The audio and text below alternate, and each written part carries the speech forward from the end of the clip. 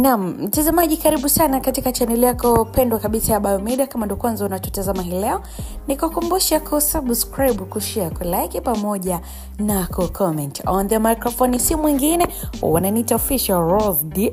Leo tupita katika story ambako msanii AY bwana amewajibu wanaohoji kuhusu maisha yake kwa sasa.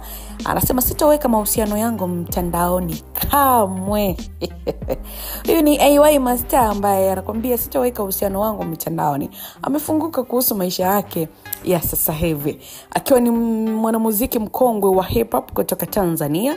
Anaitwa Ambwene Yesaya ambaye anafahamika zaidi kama AY Master, ambaye ameweka wazi msimamo wake kuhusu maisha ya mahusiano katika mitandao ya kijamii, akiwa ni mmoja ya mastaa wa muda mrefu kwenye game la muziki Afrika Mashariki. Bana AY ameweza kusema kwamba haoni tena haja ya kuweka maisha yake ya mapenzi wazi mitandaoni, na kupitia mahojiano ya hivi karibuni msanii huyo alisema maisha ya kuposti vitu mtandaoni yakikuingia kichwani ni tatizo sana. Ndio ile ikifika wakati kumposti wanaanza kuulizana wameachana au sioni sababu ya kuonyesha kila kitu kwenye maisha yangu. Haya ni makubaliano yangu.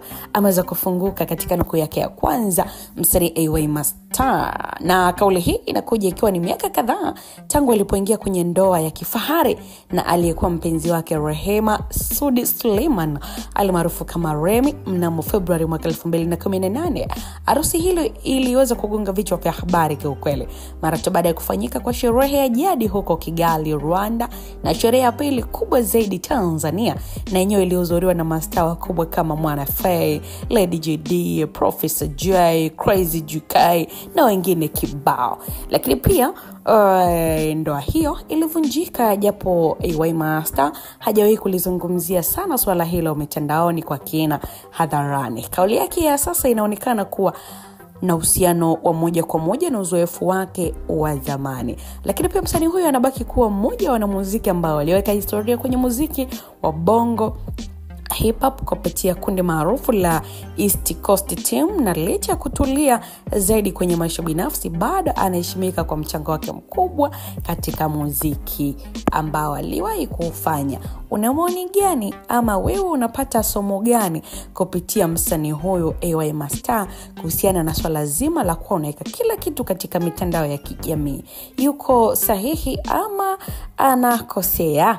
Tuambie, unapendelea kuweka kila kitu chako public kuna kwa mitandao ya kijamii ama una privacy zako na maisha yako binafsi? Endelea kutoa mchango wako na maoni yako ili tuweze kufahamu katika hili una maoni gani. Hii ni Biomedia, endelea kusubscribe, kushare, kulike na kucomment. Bye bye mpaka wakati mwingine. Jina langu ni Official Rose D.